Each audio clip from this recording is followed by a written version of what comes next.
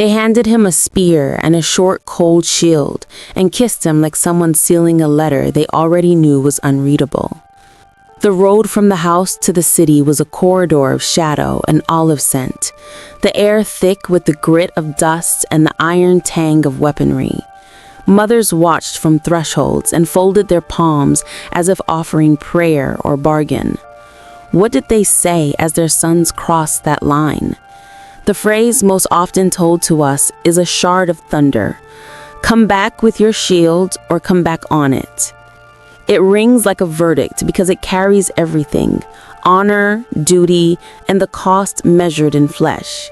But history is not simple. Some sources frame this as a terse maternal benediction. Others suggest a ritualized command of a militarized polis. Still others whisper that much of our certainty rests in Plutarch's pen and later imaginations. We will not smooth away those uncertainties. We will smell the smoke of the mess hall, feel the sting of a lash ready than the agoge, hear the mutter of a mother's name at the edge of a battlefield. If you want this kind of dense, candlelit history told with attention to sound, sorrow, and the small human gestures that become legend, like and subscribe now, and remain with me while we unpick the braided strands of love, coercion, and state that shaped Spartan mothers' chilling words. The thresholds of boyhood, home, agoge, and the first severances. The first chapter sets the scene at the border between childhood and the state. Imagine a mud brick courtyard at dawn, a hearth still warm with last night's oil, and a mother arranging a cloak around a son whose back has the lean of the country. In Sparta, the line between family and polis was not porous. It was a seam cut and sewing by the state. Boys were given over to the agoge, the communal training that polished bodies into discipline and wills into a single civic rhythm. What did mothers feel as they relinquished their sons? What bargains were made in the whispering half-light? Promises of education, arguments to stave off shame, the hush of peer pressure and economic compulsion. This chapter will not romanticize sacrifice. It will dwell on the domestic textures, the smell of olive oil on skin, the scrape of a sandal strap, the muffled wail behind closed doors when a child stepped beyond the threshold, and on the institutional mechanisms that pushed families toward the agoge. We will explore how poverty, social expectation, and the polity's demand for soldiers combined so that mothers sometimes had little choice between civic honor and earthly survival. Historians debate how uniformly severe the agoge was across centuries.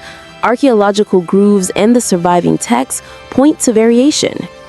Where evidence thins, I will name the gap, and when appropriate, place claims as the judgment of classical authors or as later reconstruction. Here the tone is intimate and forensic. Grief meets the grindstone of duty. The mother's voice, ritual, command, and the language of return.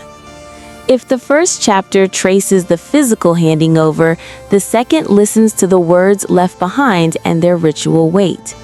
Return with your shield is not merely a proverb. It is a performative act, part admonition, part legal claim. In this chapter, we will examine how such sayings functioned within Spartan culture. Were they private benedictions, public codes, or state-endorsed maxims used to shape behavior? We will put textual sources under a careful lens. Plutarch's Lives, Xenophon's Reminiscences, and occasional lyric fragments all register attitudes toward masculinity and communal obligation, yet they also bear the biases of their authors and the centuries that separate us from the original utterance. The atmosphere in these scenes is a tight one. The clink of bronze as spears are readied, the hush of a mother's kitchen, the crack of a whip that trains resolve. The chapter will reconstruct the performative staging of departure, how mothers might hand over a shield, how neighbors might watch, how ritual phrases became moral compasses. We will ask hard questions. Did mothers always mean what the phrase says? Did they anticipate the scale of violence their sons would encounter? And where the record is fragmentary, we will mark the line between historical attestation and the sediment of legend. Blood and bronze, combat, loss, and the personal tragedies behind maxims. Here we descend into the field where the phrase is tested by flame and spear. Spartan warfare was brutal and ritualized. The hoplite phalanx moved as a living wall, shields interlocked, spears projecting like teeth. The chapter will bring the senses close. The metallic rasp of spearheads, the clay dust that cakes a lip, the hollow ache when a comrade collapses, and the rhythm of shields breaks. Most of all, it will attend to the personal tragedies that underlie the public maxim.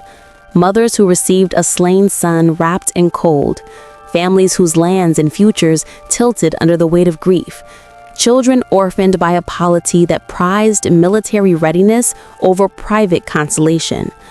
We will honor the evidentiary limits. Some deaths are recorded in laconic epitaphs, others disappear into silence, and many stories are later stitches in broader myth-making.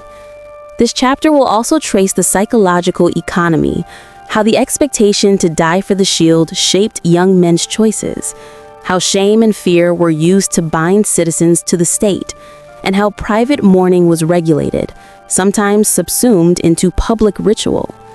The result is a series of close-up portraits of mothers enduring a different war at home, of brothers who learned to hide tears behind ritual barb, of the quiet, recurring question, what is a life worth when a polity demands everything? The polis and the machine, institutional imperatives and the cult of honor. Widening the lens, in this video we explore how Spartan social structures and political imperatives made maternal commands part of a larger machinery. Sparta was not simply a warrior culture, it was an economy and a system of governance that relied on perpetual martial readiness.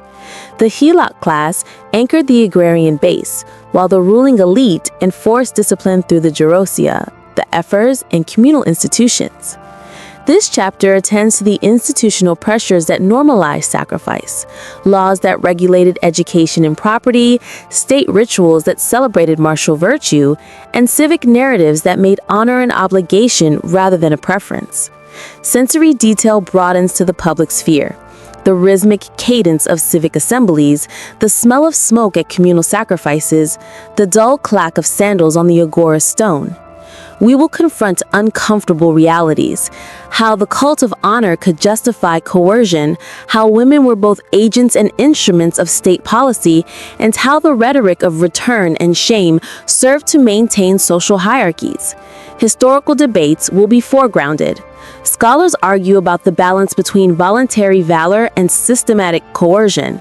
I will present evidence and inference with clarity, allowing readers to see where conclusions rest on solid footing and where they do not.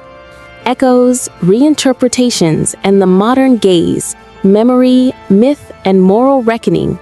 It traces how the chilling words attributed to Spartan mothers traveled through time, becoming both moral emblem and object of critique.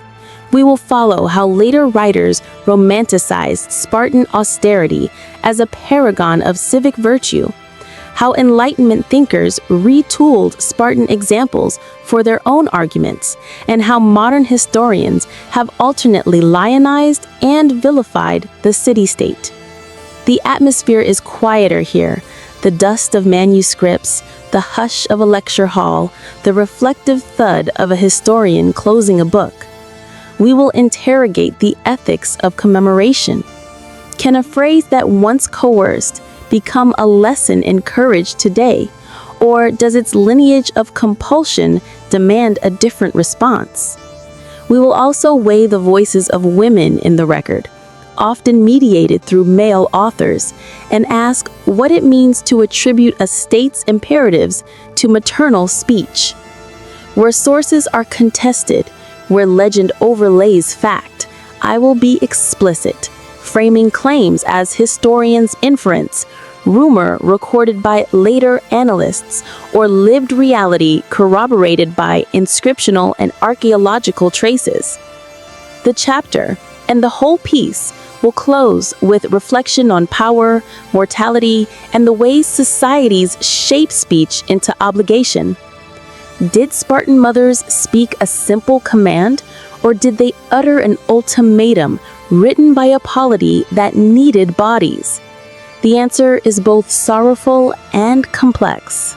She kissed him as if sealing a letter already marked for the flames, and the road he walked smelled of dust, olive oil, and cold bronze. What we have traced is not a single admonition, but a polity's machinery folded into a mother's farewell. Here again the clink of shields, the hush of the agoge at dawn, the small domestic pains that become national policy, how a phrase can both gird a people and silence a family. Did those words urge courage, demand obedience, or do both at once? History offers fragments, Plutarch's echoes, Xenophon's glimpses, the mute testimony of tombstones, and between them lie lives measured in loss, not rhetoric. Remember the taste of ash when a promise meets the battlefield? The hush behind closed doors where mourning is practiced as a ritual. The way institutions turn private grief into public virtue. If this unsettled you, tell me which image you can't leave behind. And if you want more histories told in the close candlelit register they deserve, press like, subscribe, and return. We will open another door into the past together.